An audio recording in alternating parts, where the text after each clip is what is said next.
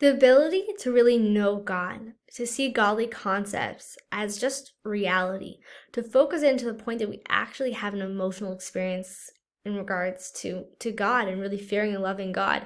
This unique power of das, this focus, is a soul power, a soul quality that every single Jewish soul has. And this is a gift that's endowed to us from our teacher, Moses. So the soul is enclosed in the body. Since the soul is enclosed in the body, it needs to have these 4 different levels of effort that we're going to go through. The first one is enormously great. The second is intense effort. The third is doubled. The fourth is redoubled in order to feel and be attached to God. Okay, so what is all this effort about? This is the effort that we're going to need to put in order to really have das, to really focus and know God. Not just a way of, I know God, but know God in an integrated way to the point that actually leads to emotion. It leads to a feeling of absolute unity with God.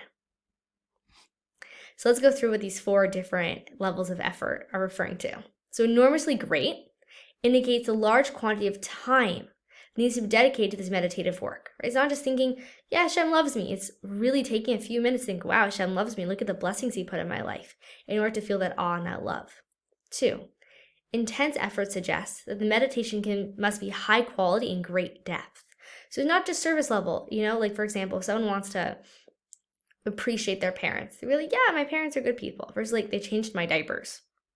They got up in the middle of the night for years for me. You go into great detail. Every food I ate for the first probably 18 years of my life,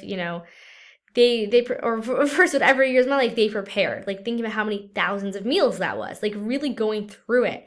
And that would lead to a person's real appreciation of their parents on an emotional level. So this is the depth of the idea, really going into detail of all the good that Hashem's given us in this great depth. Or thinking about Hashem's awesomeness, thinking about all the different types of species of birds that exist on this planet, and going to the great detail of the different types of migrating patterns and all such things to the point that a person actually has this experience of awe of God. 3, the work is doubled, and it involves both the body and the soul. I'm going to speak about how it involves the body in a moment. 4, it is redoubled, since in both areas of body and soul, 2 types of effort are required, as we're going to explore next. So what are these 2 types of effort that are required? So this first type of effort is really about not allowing the body to block the light of the soul. As we've already talked about from the Zohar, a body in which the light of the soul does not penetrate should be crushed. So we already talked about that. Does that not actually, first of all, does not mean crushing the body physically.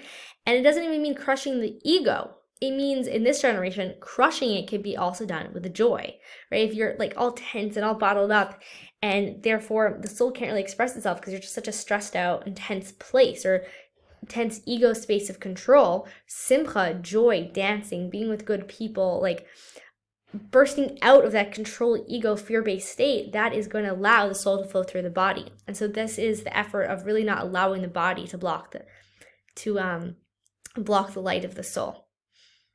So this is actually, so we've spoken about this previously, but this is really the first effort on this journey of das. Thank you for taking the time to explore today's Tanya together.